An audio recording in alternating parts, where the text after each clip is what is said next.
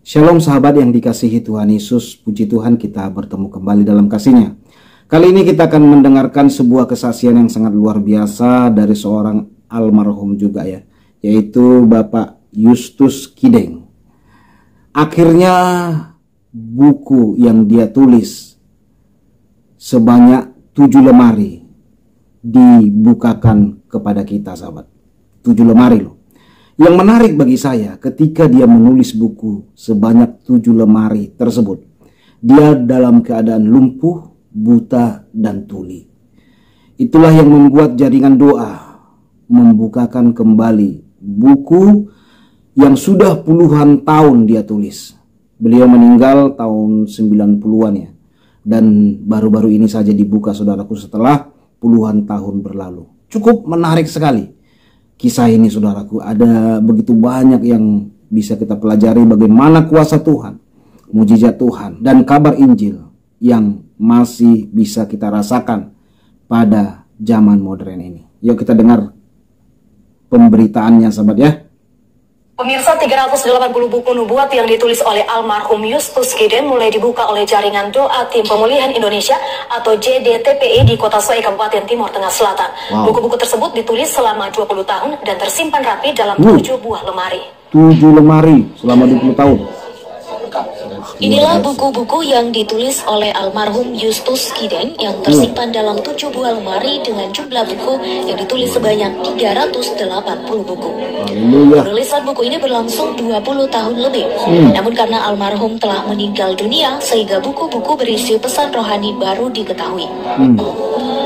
Pembukaan buku perdana dilakukan bertepatan dengan Kongres Jaringan Doa Tim Pemulihan Indonesia atau JDTPI yang ke-7 di Kota Soe. JDTPI menyebut proses penulisan buku nubuat melalui proses tidak biasa seperti yang dilakukan manusia normal pada umumnya. Wow. Luar biasa ya sahabat ya. Istimewa dan nubuat adalah karunia nubuatan. Nah, dari semua bukti-bukti yang ada di NTT ini, ada satu hal yang selama ini menjadi misteri tapi menjadi kenyataan. Ini buku-buku nubuatan inilah buktinya bahwa ada memang nubuatan itu di Soe ini. Ada yang menulis matanya buta dan kemudian lumpuh dan dia tuli, tapi bisa menulis buku dalam 7 lemari. Nah, ini kurang lebih sudah ada 20 tahun lebih ditulis, baru hari ini dibuka. Jadi apa yang dialami oleh Daniel dulu di zaman Nebukadnezar bahwa dukun-dukun dikalahkan dari agama-agama lain. Buku nubuat adalah ilham yang diturunkan oleh Tuhan lewat hambanya dan melalui tuntunan Roh Kudus. Meskipun kondisi penulis waktu itu tuli dan buta, namun bisa menghasilkan buku-buku berisi pesan rohani untuk umat Kristiani agar bisa menghadapi akhir zaman dengan terus berdoa. Haleluya. Yang bukan dokumen-dokumen. Nah, dokumen ini ya yang kita tahu bersama ditulis oleh almarhum Bapak Justus Kideng, namanya ini dokumen nubuatan. Nubuat ini artinya ilham yang diturunkan oleh Tuhan lewat hambanya, dan tentu ini diwakilkan Roh Kudus. Nah, memang beberapa dalam pergumulan kita sampaikan bahwa ini tulisan tangan secara manusia, tetapi kita melihat latar belakang kondisi dia saat menulis inilah bahwa ini seperti di luar kebiasaan normal manusia. Buku-buku nubuat ini nantinya akan ditelaah secara teologis untuk mengetahui makna yang terkandung di dalamnya bagi kepentingan warga, gereja, dan pemerintah saat ini. Bagi umat Kristiani, buku-buku tersebut sangat bermanfaat untuk memperkuat iman dan percaya kepada Maha Kuasa. Amin. Kita jumpa dalam program televisi Kables Center, saya Pendeta Joe Yadis Malulu Manulang bersama Bapak Martin Sekoko dan kameramen Yemta Hiptu Jayanto dari Jalan Apel nomor 16, Kota Soe, NTT. Saya saat ini sedang berada di tempat almarhum Justus Kideng yang mencatatkan buku 7 lemari. Ini ada beberapa duplikat-duplikatnya, dan dia tulis buku ini dalam keadaan buta dan tuli. Suatu saat ketika Yesus membawa dia ke surga, lalu kemudian Yesus menunjukkan kepada dia buku tentang akhir zaman yang ditulis oleh Daniel, dan yang dikatakan sembunyikanlah sampai nanti suatu saat ada orang yang menelitinya. Lalu Justus Kideng berkata kepada Tuhan Yesus, Tuhan Yesus, mengapa saya diizinkan menulis tentang buku akhir zaman? Saya bukan pendeta, saya bukan penginjil, saya bukan majelis, saya hanyalah seorang insinyur muda dan saya tidak banyak tahu firman Tuhan. Lalu Tuhan Yesus berkata, kamu tuliskanlah buku bagiku tentang akhir zaman, mempersiapkan kedatanganku pada kali kedua. Bukankah engkau sudah lolos dengan masa pencobaan selama 7 kali? Dan bukankah engkau tertulis dalam kitab Yesaya 42 ayat 19, yang tuli dan buta utusanku. Dan engkau adalah yang kupakai untuk menuliskan buku tentang akhir zaman, rahasia akhir zaman yang ditulis oleh Daniel itu. Dan kotamu, kota Sowe, kusebut adalah kota Allah. Dan Indonesia kusebut adalah pintu gerbang timur, mempersiapkan kedatanganku pada kali kedua.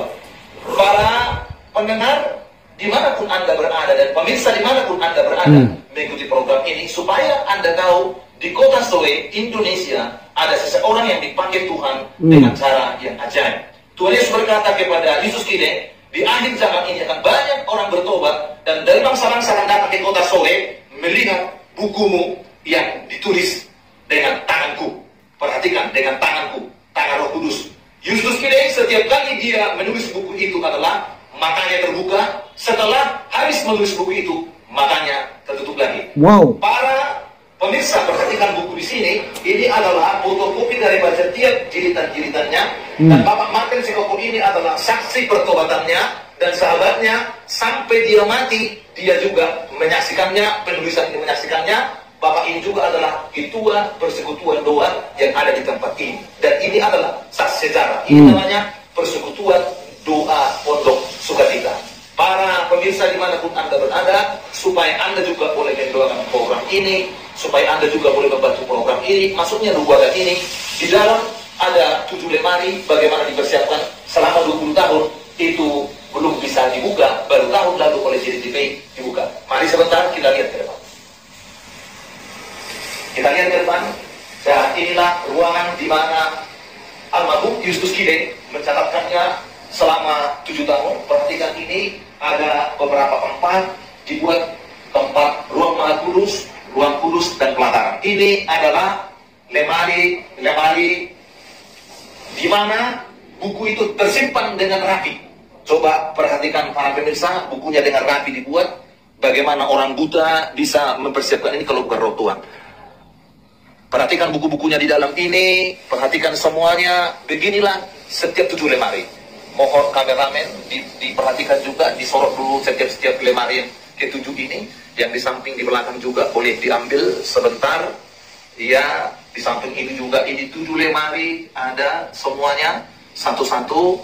Ya, pelan-pelan semuanya. Dan ini pekerjaan Tuhan yang sudah tersimpan 20 tahun, baru tahun lalu dibuka lewat JDTP Jaringan Doa Tim Indonesia. Kembali kepada saya, perhatikan, disinilah beliau almarhum menulisnya selama 7 tahun. Dan disinilah yang Tuhan Yesus pernah datang dan berdiri di tempat ini, makanya ada materai di sini. Di tempat ini juga lah Tuhan Yesus membawa dia secara roh ke dalam kerajaan surga.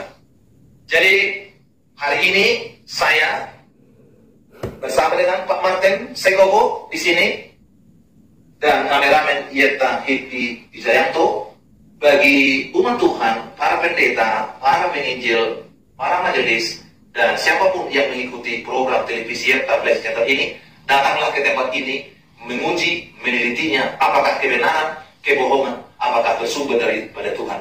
Anda sendiri yang menentukannya. Tuhan Yesus memberkati. Sampai jumpa di waktu yang akan datang.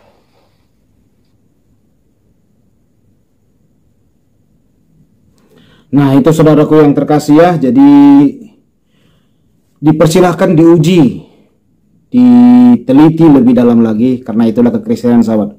Saya percaya orang Kristen tidak ada yang marah dan tidak mudah baper ketika segala sesuatu diuji, karena itulah Kristen, saudaraku. Ujilah segala sesuatu.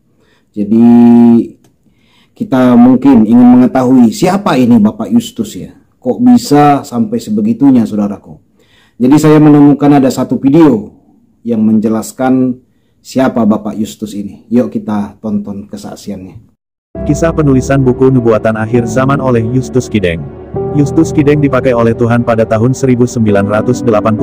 Pada saat itu beliau bekerja sebagai pegawai negeri sipil di Dinas Peternakan Kabupaten TTS. Dalam aktivitas kesehariannya sebagai PNS yang aktif masuk kantor setiap hari pukul 7 WITA sementara Roh mulai bekerja untuk melakukan penulisan nubuatan akhir zaman, maka Justus Kideng menghadap pimpinan langsung yang saat itu adalah Bapak Mates Haning untuk meminta izin pulang karena harus melakukan penulisan buku. Bapak Mates Haning memberikan izin untuk pulang. Suatu ketika sebagai pimpinan langsung ingin membuktikan apakah beliau betul-betul melakukan penulisan atau tidak. Ternyata benar apa yang dilakukan oleh beliau adalah benar dan terbukti bahwa Justus Kideng melakukannya sesuai dengan izin yang diajukan kepada pimpinan langsung, yaitu di ruang tengah rumah Justus Kideng, beliau sedang melakukan penulisan dengan bukti yang ditemukan Bapak Mates Haning yaitu Alkitab, pulpen merek Parker, penggaris, kertas HVS, spidol Snowman hitam, lampu pelita dengan minyak tanah.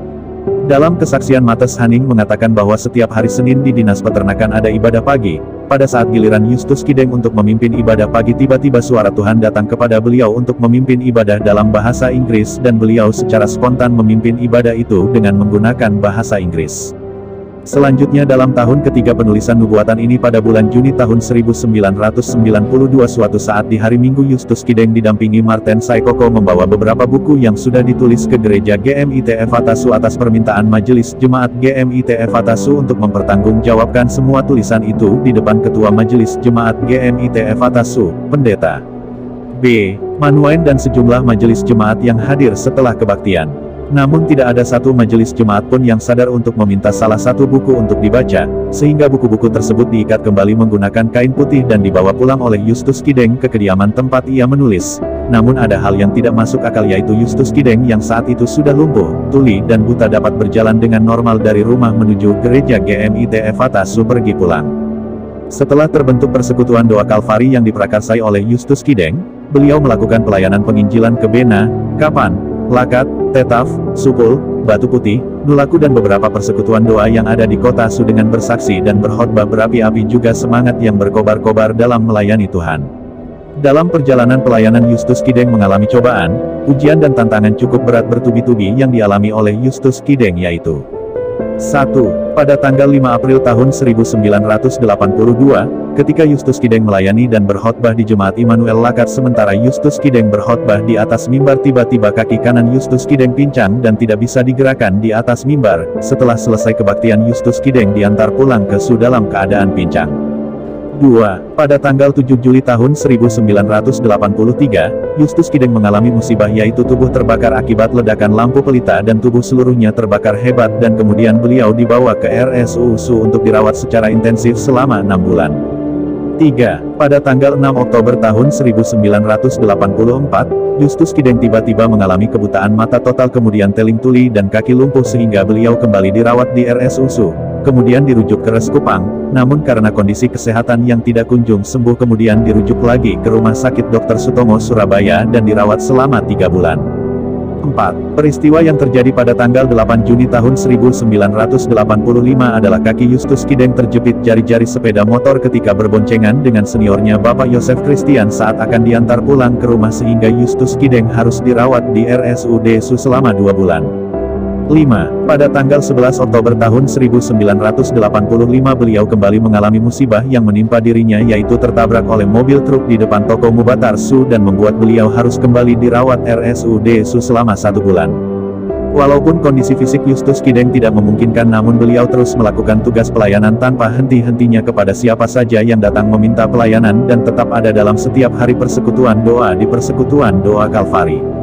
Pada tahun 1989 di awal bulan Februari yaitu pada tanggal 5 Februari 1989 pada hari Minggu jam 3 dini hari datanglah wahyu Tuhan kepada Justus Kideng yang saat itu sedang dalam keadaan tidur melalui kerja kuasa Roh Kudus kepada beliau, sedangkan pada saat itu kondisi fisik beliau dalam keadaan buta, tuli, lumpuh dan tak berdaya. Menurut cerita dan kesaksian beliau, tiba-tiba beliau diliputi oleh kuasa Tuhan yang luar biasa melalui karya Roh Kudus dalam bentuk suara Tuhan yang datang kepadanya mengatakan bahwa, "Hai hambaku Yustus, bangun dan berdirilah." Lalu beliau mendengar suara Tuhan yang mengatakan, "Tuliskanlah dan meteraikanlah firman-Ku ini, yang terdapat dalam kitab Daniel 12 ayat 1-13 dan firman ini akan tersembunyi sampai pada akhir zaman sehingga banyak orang akan menyelidikinya dan pengetahuan tentang kebenaran akan bertambah di bumi dan orang fasik tidak akan memahaminya tetapi orang-orang bijaksana akan memahaminya." Itulah meterai akhir zaman yang kini tersimpan pada kotak mezbah berbentuk persegi 4 dan diselubungi dengan kain putih halus dan terletak pada bagian kiri pintu masuk ruangan pondok sukacita. Tetapi engkau akan diberi kekuatan dan kemampuan yang baru untuk mengerjakan pekerjaanku ini, sesuai dengan firman Tuhan, Yesaya 42 ayat 6-8 dan Daniel 9 ayat 20-27 dan Daniel 12 ayat 13. Inilah firman yang disampaikan Tuhan pada Yustus Kideng sehingga beliau menulis kitab-kitab nubuatan akhir zaman selama 7 tahun dengan jumlah buku sebanyak 490 buah buku yang ditulis langsung oleh Yustus Kideng selama 7 tahun yaitu mulai tanggal 5 Februari tahun 1989 sampai tanggal 5 Februari tahun 1996.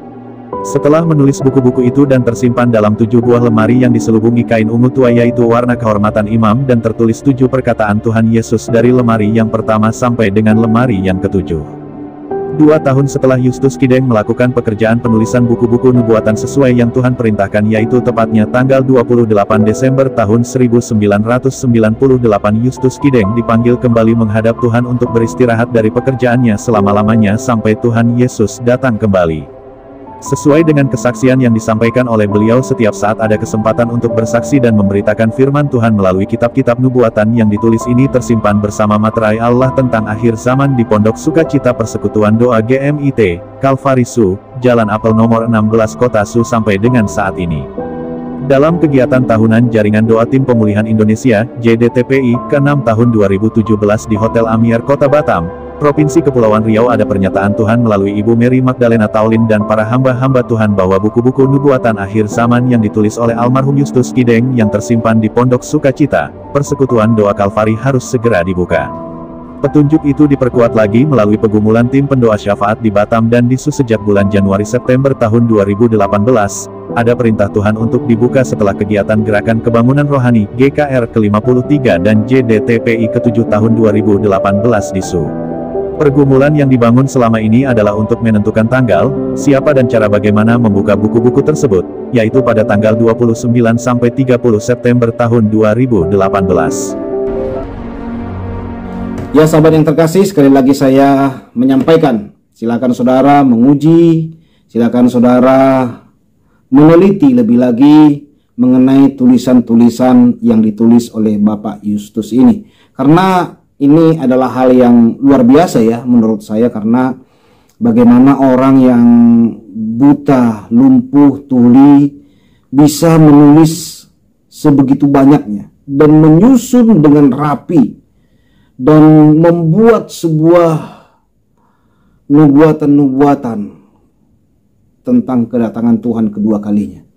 Jadi menurut saya saudaraku ini perlu diuji dan perlu diteliti oleh para ahli-ahli, para hamba-hamba Tuhan dan para penginjil-penginjil agar ini dibukakan semua di hadapan publik supaya kita tahu, supaya mata kita tercelik dan pikiran kita terbuka dan roh kita juga semakin mengerti kemana arah tuntunan Tuhan di akhir zaman ini. Tuhan Yesus memberkati kita semua. Shalom.